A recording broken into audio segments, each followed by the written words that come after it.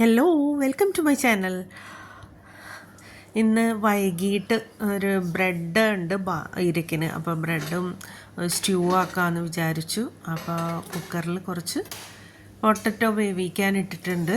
അപ്പോൾ അത് വെന്ത് കഴിഞ്ഞാൽ നമുക്ക് സ്റ്റ്യൂ ഉണ്ടാക്കാൻ എളുപ്പമാണ്. കുറച്ചുകൂടെ നല്ലൊരു മെത്തേഡാണ്. കുക്കറിൽ കുറച്ച് വെള്ളം ഒഴിച്ചിട്ട് തൊലി കളഞ്ഞ പൊട്ടറ്റോ അതിലിട്ട് കൊടുത്തിട്ട് ചെറിയ ചെറിയ കഷ്ണങ്ങളാക്കിയിട്ട് വേവിച്ച് വയ്ക്കുക. എന്നിട്ട് കുറച്ച് ഇഞ്ചി, പച്ചമുളക്, സവോള ഇത്രേ വേണ്ടൂ. പിന്നെ കുറച്ച് നാളികേരം. അപ്പോൾ നാളികേരം അരയ്ക്കാനായിട്ട് ഞാൻ പൊട്ടറ്റോ വേവിച്ച ആ വെള്ളം തന്നെ ഒഴിച്ചിട്ടുണ്ട്. നേരിയ ചൂടുള്ളൂ. അപ്പോൾ അതൊന്നും അരച്ചെടുക്കാൻ എളുപ്പമാണ് കേട്ടോ. അപ്പോൾ അതരച്ച് പിഴിഞ്ഞ് നാളികേരപ്പാൽ ഇത്തിരി തിക്കായ തന്നെയാണ്. കുറച്ചുകൂടെയും വെള്ളമൊഴിച്ചിട്ട് ഒന്നും കൂടെ അടിക്കുക. ഒരു പ്രാവശ്യം പിഴിഞ്ഞൊഴിച്ചതിന് ശേഷം ഇട്ട് ആ പിഴിഞ്ഞ് മാറ്റി വയ്ക്കാം. അപ്പോൾ ഇത്രയേ ഉള്ളൂ അതിലേക്കുള്ള ഇൻഗ്രീഡിയൻസ് എന്ന് പറഞ്ഞാൽ. പിന്നെ കുറച്ച് കറിവേപ്പില, കുറച്ച് പട്ട വേണം, അത്ര തന്നെ. പട്ട, സിനമൺ. അപ്പോൾ നമ്മൾക്ക് ഇനി പാൻ വയ്ക്കുക. പാനിലേക്ക് ആവശ്യത്തിന് വെളിച്ചെണ്ണ ഒഴിച്ചു കൊടുക്കുക. വെളിച്ചെണ്ണ കൂടണ്ട, കുറച്ച് മതി. അപ്പോൾ ഏകദേശം ഒരു 4 ടേബിൾ സ്പൂണോളം ഇട്ട് കൊടുക്കാം കേട്ടോ. അപ്പോൾ സവാള ഒന്ന് വാടി വരുന്ന വരെ നമുക്കൊന്ന് വെയിറ്റ് ചെയ്യണം. സവാള, ഇഞ്ചി, പച്ചമുളക് വാടുന്നത് അധികം കളറ് പോകാതെ നമുക്ക് അതൊന്ന് വാട്ടിയെടുക്കണം. കളറ് ബ്രൗൺ കളറൊന്നും ആവരുത് കേട്ടോ. അപ്പോൾ അത്രയേ ഉള്ളൂ. അപ്പോൾ സ്റ്റ്യൂ കഴിക്കാനായിട്ട് നമുക്ക് വെള്ളയപ്പം, അപ്പം, അതുപോലെ പത്തിരി, ചപ്പാത്തി ഇതിൻ്റെ കൂടെയൊക്കെ പോകുന്ന ഒരു കാര്യമാണ് ഈ പൊട്ടറ്റോ സ്റ്റ്യൂ എന്ന് പറഞ്ഞാൽ. അപ്പം നമുക്ക് ഇതിൽ ചിക്കൻ വേണമെങ്കിൽ ഇടാം, അതല്ലെങ്കിൽ ചെമ്മീൻ, അങ്ങനെ എന്ത് വേണമെങ്കിലും നിങ്ങൾക്ക് ഇഷ്ടമുള്ളത് ചെയ്യാം കേട്ടോ. ഞാനിപ്പോൾ പൊട്ടറ്റോ മാത്രമാണ് യൂസ് ചെയ്യുന്നത്. അപ്പോൾ അതേ സവോള അങ്ങനെ വാടി വരുന്നുണ്ട്. ഒന്നും കൂടെ എന്നാലേ അത് ഇങ്ങനെ അലിഞ്ഞ് ചേരുന്ന അവസ്ഥയിലാവുള്ളൂ. കുറച്ച് കറിവേപ്പില പൊട്ടിക്കുക കേട്ടോ. അപ്പോൾ ഇന്ന് നല്ല വെയിലുള്ള ദിവസമാണ്. കുറച്ച് ദിവസമായിട്ട് മഴയുണ്ട്. അപ്പോൾ മഴ മാറി നിന്നിട്ട് ഇപ്പം ഇന്ന് വെയിലുള്ള ദിവസം. ഇന്ന് രാവിലെ തൊട്ട് നല്ലൊരു പണിയായിരുന്നു. വെളിച്ചെണ്ണ ആട്ടിക്കാനൊക്കെ ഉണ്ടായിരുന്നു. അപ്പോൾ അതൊക്കെ കുറേയൊക്കെ ഉണങ്ങിയിരിക്കുന്നുണ്ടായിരുന്നു. അപ്പോൾ ഞാനത് ഒന്നും കൂടെ വെയിലത്തിട്ടിട്ട് ഉണക്കിയിട്ട് ഇന്നലെ കൊണ്ടുപോയി ആട്ടിച്ച് കൊണ്ടുവന്നു കേട്ടോ. അപ്പോൾ അത് കാരണം അത് പണി കഴിഞ്ഞ് പിന്നെ കുറച്ച് കുരുമുളക് ഉണക്കാൻ വെച്ചിട്ടുണ്ട് അങ്ങനെ. അപ്പോൾ അതാ പട്ട, നമ്മളെ സിനമൺ അതിലിട്ടിട്ടുണ്ട്. ഒരു 3-4 മതി. അതല്ലാന്നുണ്ടെങ്കിൽ പെരുംജീരകം ഇടാം, അതല്ലെങ്കിൽ ഗരം മസാല ഇടാം. അങ്ങനെ ഇഷ്ടമുള്ളത് ചെയ്യാം കേട്ടോ. ഫ്ലേവറിനനുസരിച്ച് നിങ്ങൾക്ക് ഇടാം. അപ്പോൾ ഞാൻ പട്ടയാണ് കുറച്ചും കൂടെ നല്ലത്. അപ്പോൾ അത് ഒഴിച്ചിട്ട് ഇതിൽ വേവിച്ച വെള്ളം അതിലേക്ക് ഒഴിച്ചു കൊടുക്കുക. ഈ വെള്ളം ഒന്ന് വറ്റി വരണം.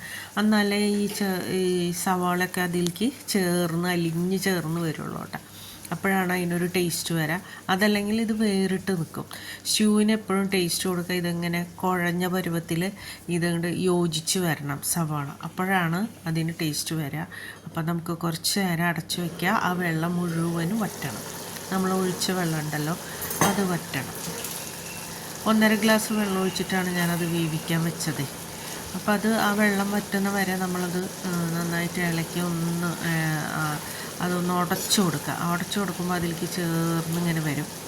അപ്പോൾ തീരെ അങ്ങനെ വെള്ളം വറ്റി കഴിയുമ്പോൾ നമ്മൾ പിഴിഞ്ഞ് വെച്ച നാളികേരപ്പാൽ അതിലേക്ക് ഒഴിച്ചു കൊടുക്കുക. നല്ല തിക്കായ നാളികേരപ്പാലാണ്. അപ്പോൾ ഒരു നാളികേരം തന്നെ എടുത്തിട്ടുണ്ട് കേട്ടോ. അപ്പോൾ ആ ഒരു നാളികേരത്തിൻ്റെ പാലാണ് നമ്മൾ പിഴിഞ്ഞ് വെച്ചിട്ടുള്ളത്. അതങ്ങോട്ട് ഒഴിച്ചു കൊടുത്താൽ നല്ല തിക്കായിട്ടുള്ള ഒരു കറിയായിട്ട് മാറും. അപ്പോൾ സ്റ്റ്യൂവിന് ടേസ്റ്റ് കൊടുക്കാനായിട്ട് ഏറ്റവും നല്ലൊരു കാര്യമാണ് ഈ പാൽ ഒഴിച്ചു കൊടുക്കുന്നത്. ആ തേങ്ങാപ്പാൽ ഒഴിക്കുമ്പോൾ അതിന് നല്ലൊരു രുചി വരും. അപ്പോൾ നന്നായിട്ട് വറ്റണുണ്ട്. നമ്മൾ വറ്റണ വരെ ഇങ്ങനെ ഇളക്കി കൊടുക്കുക. കട്ടിയുള്ള പാത്രത്തിൽ വേണം ഇത് ചെയ്യാനായിട്ട്. ചീനച്ചട്ടിയോ എന്തെങ്കിലും എടുത്തിട്ട് ചെയ്യാം നമുക്ക്. അപ്പോഴാണ് അതല്ല എന്നുണ്ടെങ്കിൽ അത് അടിയിൽ പിടിക്കും. അപ്പോൾ അതാ പാകമായിട്ടുണ്ട്. ഇനി നമുക്ക് ആ തിക്കായ പാൽ അതിലേക്ക് ഒഴിച്ചു കൊടുക്കാം.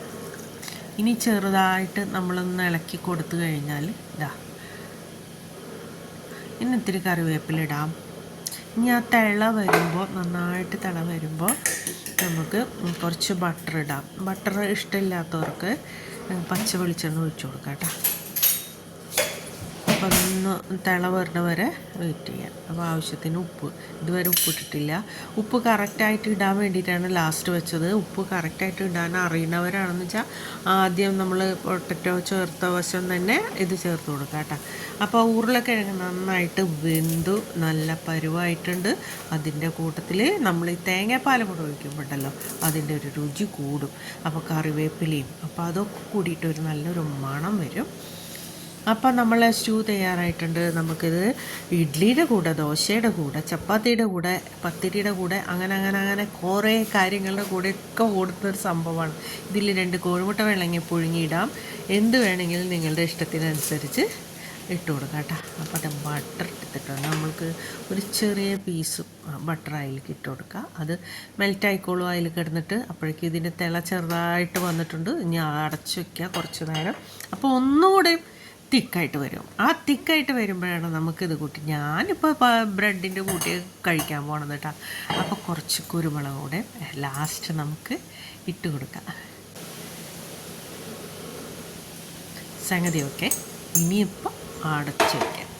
ഇനി ഒരു 5 മിനിറ്റ് കഴിഞ്ഞിട്ട് നമുക്ക് എടുക്കുമ്പോഴല്ല നല്ല തിക്കായിട്ട് നല്ലൊരു ഗ്രേവി ആയിട്ട് വരും.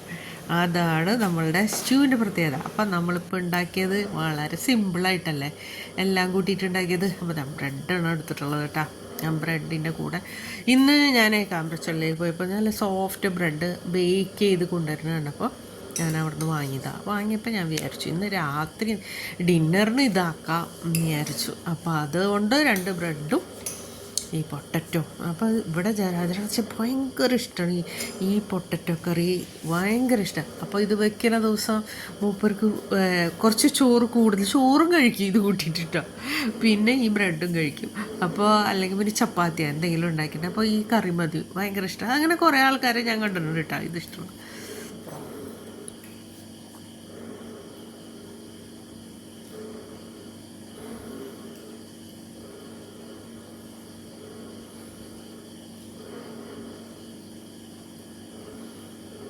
അടിപൊളി.